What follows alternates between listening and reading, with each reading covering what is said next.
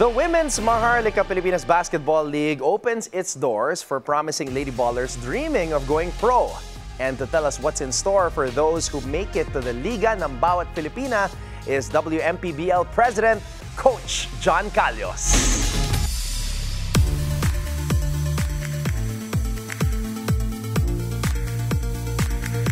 Ngayon naman kasama natin ang President ng WMPBL, Coach John Calios. Coach, it's good to see you again and congratulations on this great day for women's sports, lalo na sa Philippine basketball. Yeah, thank you sa pagpunta nyo ha. Thank you.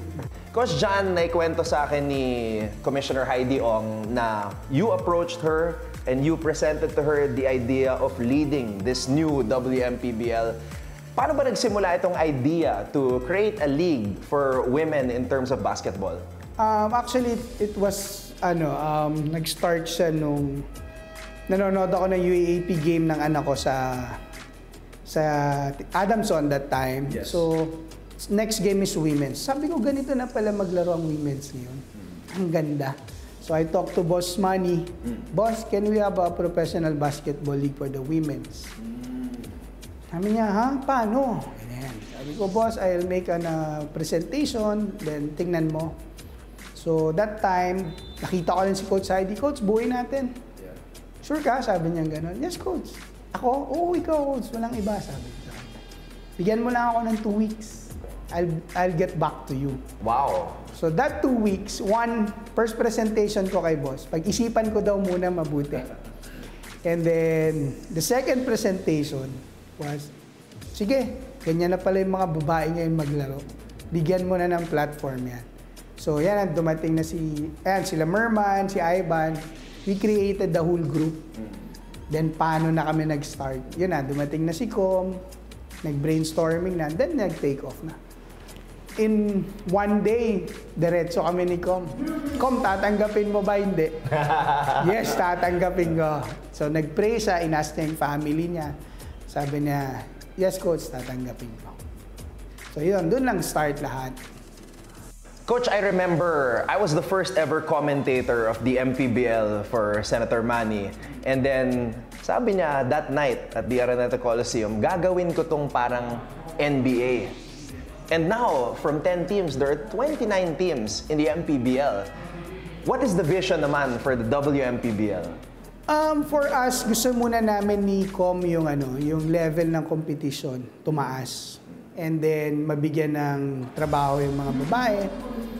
Then, sa mga bata naman, may ilulook forward ako. I want to play in the Pro League. So, parang ganun yung idea namin ni Com, tsaka nung team namin.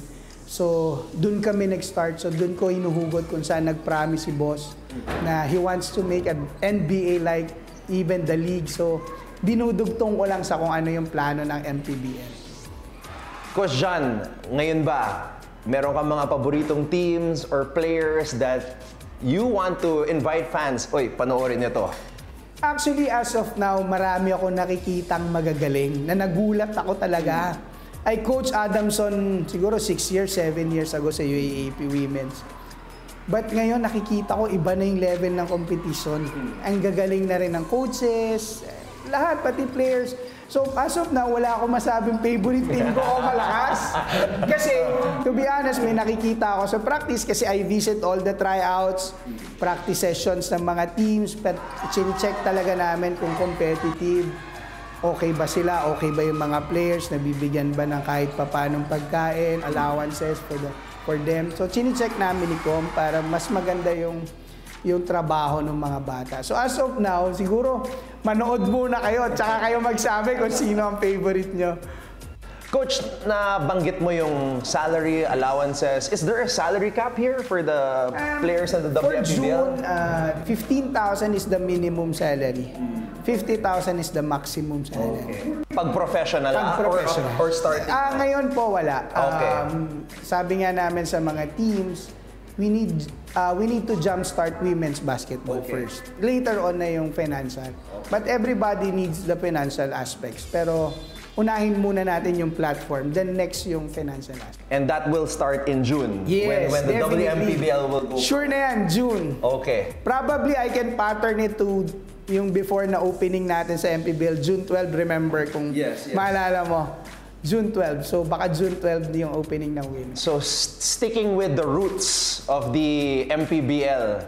Okay, lastly, Coach John, to anybody watching right now, ang tagline ng liga is ang liga ng bawat Filipina. For you, what does that mean? Sa akin kasi ang bigat nung word na ito ang liga ng bawat Pilipina eh.